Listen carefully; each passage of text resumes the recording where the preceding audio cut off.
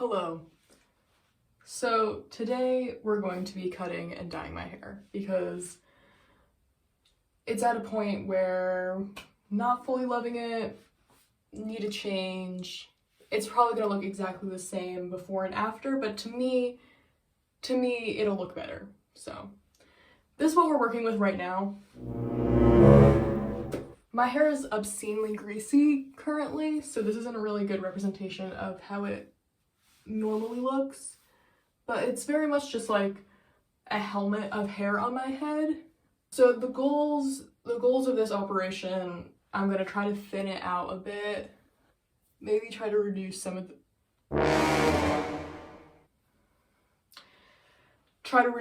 the length in the back, and some of my brown is starting to come back in, so we're gonna be dyeing it.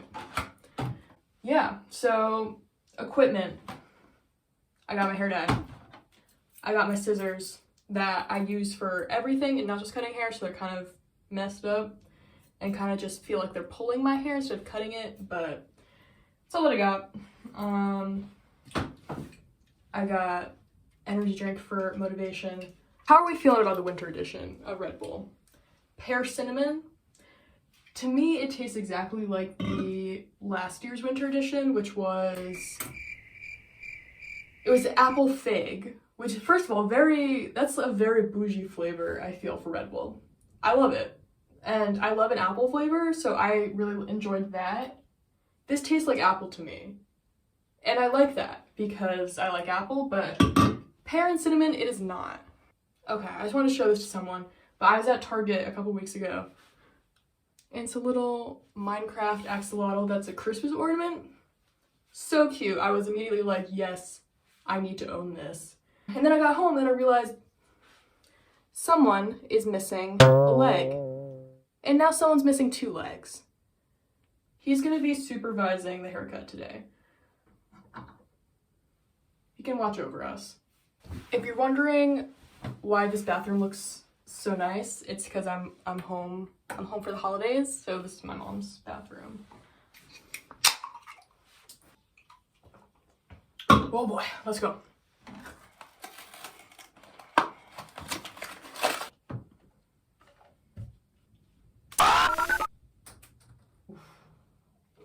Satisfying. While I'm doing this, I also asked for people to send me some questions, asks, comments, sentiments that they want me to respond to. I solicited these responses from Spacehey. If you don't know what that is, I don't blame you. It's a very random ass social media platform, which I think is pretty cool. It's kind of like a MySpace part 2. I don't really love a lot of the more contemporary social media platforms. I like places where I can just be silly, goofy, and not worry too much about the quality of the content. I just realized that I wanted to cut my hair before I dyed it, so I don't really know why I made that preemptively. Oh well. Okay. See, it just kind of rips my hair. It doesn't really cut it.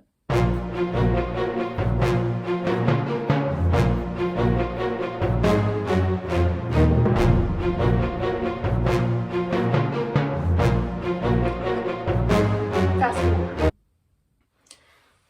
Okay, it looks exactly the same.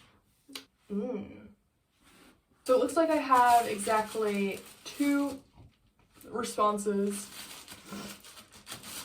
from Spacehey, which is fine. I basically just wanted someone to tell me what to talk about because I can't make those decisions for myself. So first up, what is your favorite album of all time? This is a very difficult question, and I'm probably going to give you a very basic and unsatisfying answer.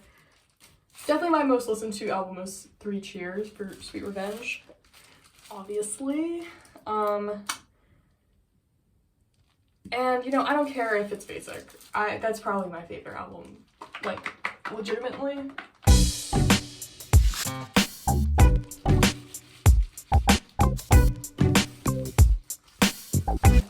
Our next response is, I'm low-key afraid to call myself an emo and a goth because gatekeepers and boomers will want to educate me on the difference as if I can't be both. Okay, this is an interesting response. So for those unaware, historically there's been somewhat of a feud between the goth and emo subcultures. This was a lot more prevalent like a decade ago. Obviously, you can belong to both the emo and goth subcultures. If anybody tries to tell you you can't, they're most likely being an asshole. And I'm sure whoever sent in this response already knows the history of these subcultures, but just for those uninitiated, emo and goth are both two different music-based subcultures. So emo stands for emotional post-hardcore, and the origins of the genre can be traced to like the mid-80s with bands such as the Rites of Spring, but it didn't really take off as a genre until like late 90s, 2000s. So while emo is categorized under hardcore, post-hardcore, a lot of people will say that emo music is basically whatever music emos like, and subgenres such as screamo or pop punk are very, integral to the scene, and I think that's awesome. If someone tries to lecture me on why MCR isn't emo, I will just tell them that they hate fun and they hate joy. Also, Midwest emo is its own beast, and that's a space that I'm not really in and not super educated on, so I'm not gonna speak on it, but yeah, people like Midwest emo. So yeah, just to summarize, like, early emo would be something like Rites of Spring.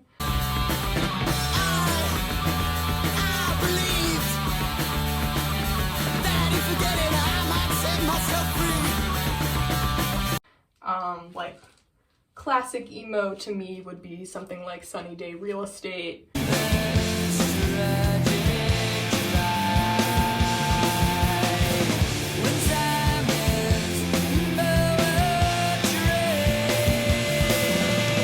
Screamo is bands like The Used.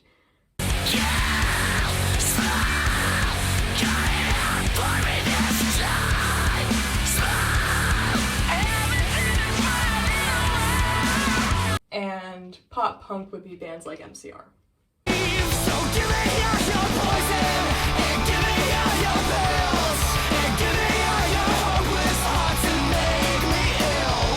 And all of these bands and all of these subgenres are totally valid and totally awesome. And why we don't need to fight. Why can we fight when we can love? And the bands that I've mentioned, I'm not saying that they're like the pinnacle of their genre or the most important band in their genre or whatever. I'm just speaking from the bands that I personally like and how I see those fit into the different subcategories of emo. So if I'm saying something that's like blatantly wrong, feel free to educate me kindly in the comments, but I'm not trying to argue with anybody.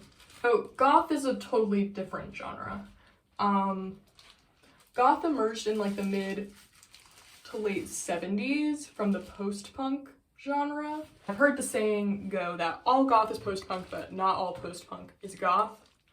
There's also a bit of a difficulty labeling some bands as goth because like in the early days of the genre, goth was kind of a bit of a dirty word, and a lot of bands tried to distance themselves from it or like flat out rejected it.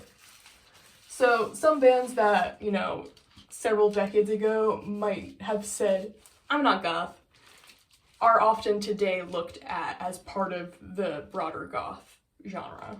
So some early bands that pioneered the goth sound, I would say, is like Bauhaus or Susie and the Banshees.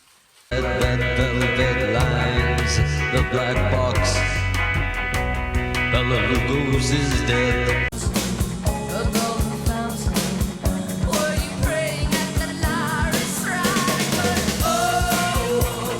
And when goth became more of an established genre,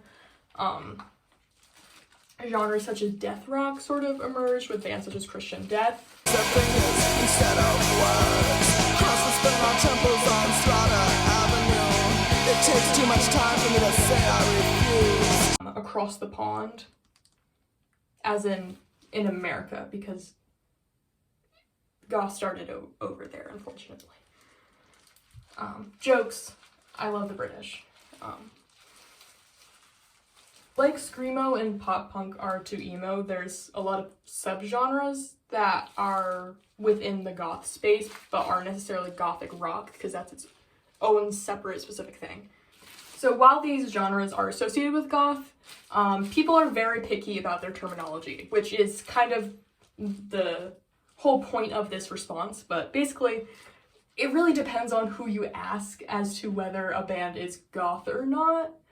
So along with death rock, dark wave is another genre that is very near and dear to goths. This comes again from the post-punk space and also the new wave space. Early influences are like Depeche Mode. Members of this genre would be like Twin Tribes or Molchat Doma, who I saw in the spring, and they killed it. I love them. When all your thoughts have been cast aside. So you know me right.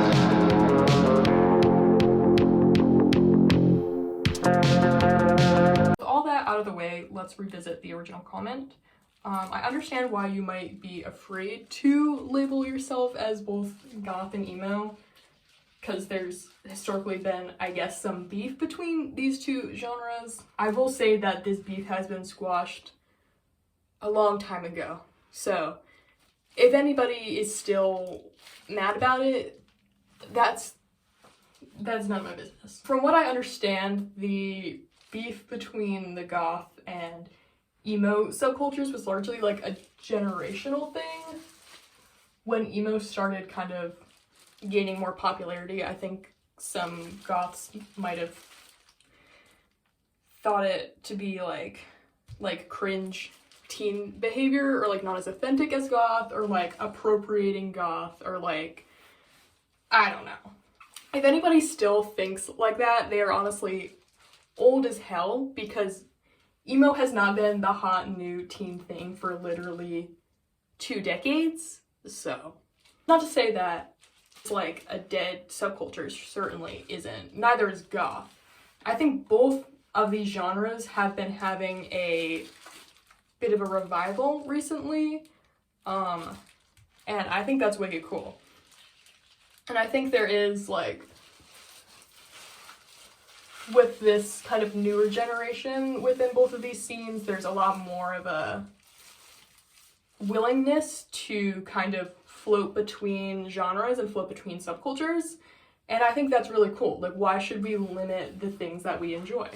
Okay, I fully now have a grease helmet on, so I think we're done with the dye. Let me put the dye down.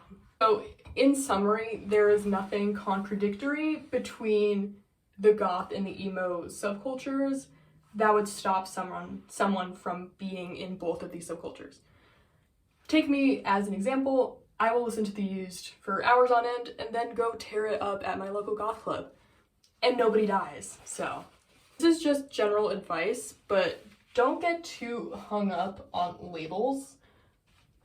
This is something that I've seen from a lot of young people online, but just having a big concern around labels and being like, can I be goth, or can I be emo, or can I be punk if I like X, Y, and Z?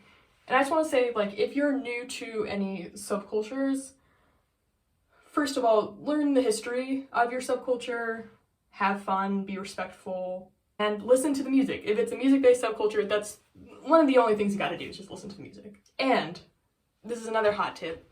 If you're able to get offline and participate in your subculture in person, I will tell you that nobody at a goth club will come up to you and ask you to name 5 goth bands. The DJ's probably playing industrial anyways. End of rant. That was probably incomprehensible and super choppy, because I cannot string a sentence together, but we're gonna let the hair marinate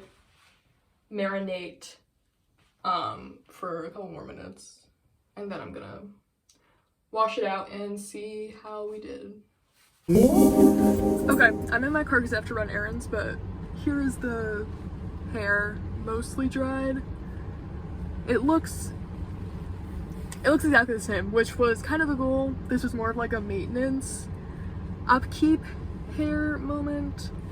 So yeah, I'm pretty happy with how it turned out. So yeah, thanks for watching.